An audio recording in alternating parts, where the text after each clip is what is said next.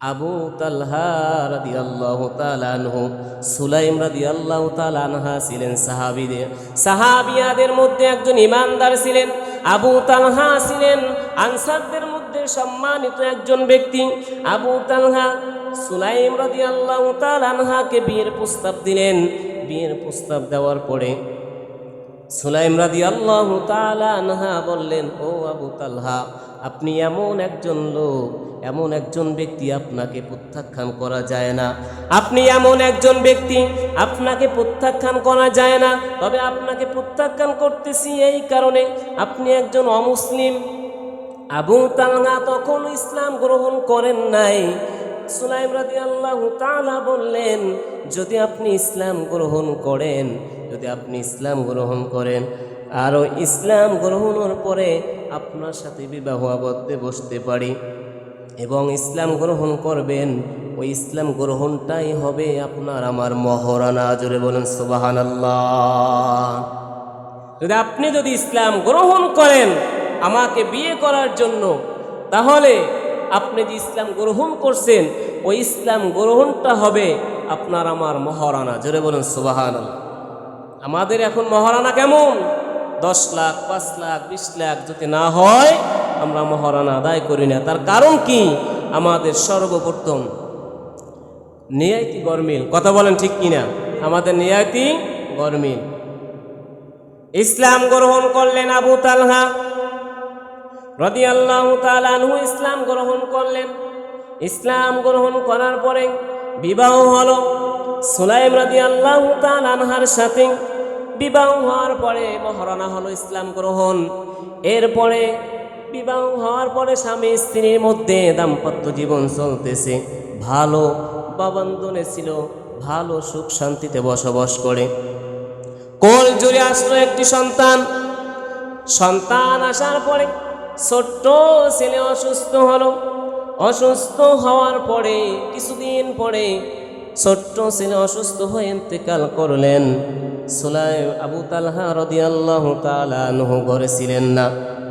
সুলাইম রাদিয়াল্লাহু তাআলা আনহা সন্তানকে গোসল করালেন, দাফন দিলেন। দাফন দেওয়ার পরে কাফন সব কিছু ব্যবস্থা করলেন। এর মধ্যে আবু তালহা রাদিয়াল্লাহু তাআলা আনহু ঘরের মধ্যে আসলেন। আসার পরে সুলাইম রাদিয়াল্লাহু তাআলা স্বামীর খিদমতে হাজির হয়ে গেলেন। জোরে বলুন সুবহানাল্লাহ। ও বিবিরা, স্ত্রীরা, কান দিয়ে শুনে নাও, স্বামী যদি বাহির থেকে আসে স্বামীর খিদমতে নিয়োজিত হয়ে যাবা। এখন বর্তমান সমাজে তো এটা নাই। যদি কেউ বাহির থেকে আসে, আসার পরে দেখবেন যদি কয়েক গ্লাস পানি দাও, ওইখানে জগ গ্লাস আছে, ঢেলে খাও, আমি ব্যস্ত আছি। কথা বলেন ঠিক কিনা?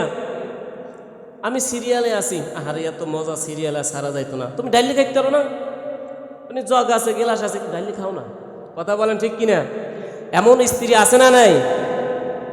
এই জন্য আল্লাহর পয়গম্বর বললেন, স্বামীরা যদি বাহির থেকে আসে সর্বপ্রথম তার খেদমতে নিয়োজিত হও, এক গ্লাস পানি দাও, শরীর থেকে শার্ট খোলো, গেঞ্জি খোলো, জামা খোলো, কোট খোলো, এরপরে পাটা ধোয়াই দাও, নিজের চুল দ্বারা হলেও পাওকে মুছাই দাও। জোরে বলুন সুবহানাল্লাহ। আবু তালহা রাদিয়াল্লাহু তাআলা আনহু ঘরের মধ্যে আসলেন। আসা মাত্রই সুলাইম রাদিয়াল্লাহু তাআলা আনহা খেদমতে নিয়োজিত হয়ে গেলেন। খাবারের ব্যবস্থা করলেন, পানি দিলেন, বিশ্রামের জায়গা দিলেন। বিশ্রাম আরাম আয়েশ করতেছেন দুইজনে মিলে। হঠাৎ করে সুলাইম রাদিয়াল্লাহু তাআলা আনহা স্বামীকে বলতেছেন, স্বামী যান, আপনাকে একটা কথা বলতে চাই। বলো কি কথা? ও স্বামী যান, আমাদের কাছে হোক কারো কাছে হোক, যদি কোনো আমানত রেখে যায় কিছু, আর ওই আমানত যদি সে আবার ফিরে চায়, তাহলে কি সেটা দেওয়া উচিত নয়? আবু তালহা রাদিয়াল্লাহু তাআলা আনহু বললেন, অবশ্যই উচিত। যদি কেউ আমানত রাখে আবার যদি আমানত ফিরে চায় তাহলে অবশ্যই দেওয়া উচিত।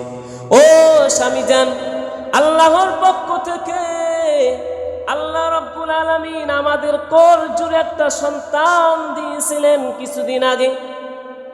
আপনি যখন বাড়িতে ছিলেন না, ঘরে ছিলেন না, অসুস্থ হয়ে ইন্তেকাল করেছেন, আল্লাহর পক্ষ থেকে ফয়সালা হয়েছে আমি নিজে গোসল কাফন সব কিছু শেষ করে আপনাকে জানাই নাই, আপনি কষ্ট পাবেন। আল্লাহর আমানত, আল্লাহ আমাদেরকে দান করেছেন, আবার নিয়ে গেছেন। আবু তালহা রাদিয়াল্লাহু তাআলা একটু কষ্ট পাইলেন, আফসোস করলেন। যতই আল্লাহর ফয়সালা হোক না কেন, নিজের তো সন্তান, একটু মায়া তো লাগে, কথা বলেন ঠিক কিনা? কলিজাটা ফেটে যায় সন্তানের জন্য। এই ঘটনাটা পয়গম্বর সাল্লাল্লাহু আলাইহি সাল্লাম শুনলেন, খবর পাইলেন। আল্লাহর পয়গম্বর আবু তালহার জন্য, ওই দাম্পত্য স্বামী স্ত্রীর জন্য দোয়া করলেন, রব্বুল আলামিন আজকের রাতের মধ্যে আবু তালহাকে আপনি বরকত দান করুন। জোরে বলুন সুবহানাল্লাহ। কি করলেন? পয়গম্বর সাল্লাল্লাহু আলাইহি সাল্লাম দোয়া করলেন যে রব্বুল আলামিন তাদের দাম্পত্য জীবনের মধ্যে আপনি উত্তম কিছু বরকত দান করেন। জোরে বলুন সুবহানাল্লাহ। শেষ পর্যায়ে ওই সন্তান থেকে, ওই বংশধর থেকে, যে সন্তান আল্লাহ দান করছেন, ওই সন্তান থেকে, ওই বংশধর থেকে হাজার অসংখ্য অসংখ্য হাফেজে কোরআন জন্মগ্রহণ করছেন। জোরে বলুন সুবহানাল্লাহ।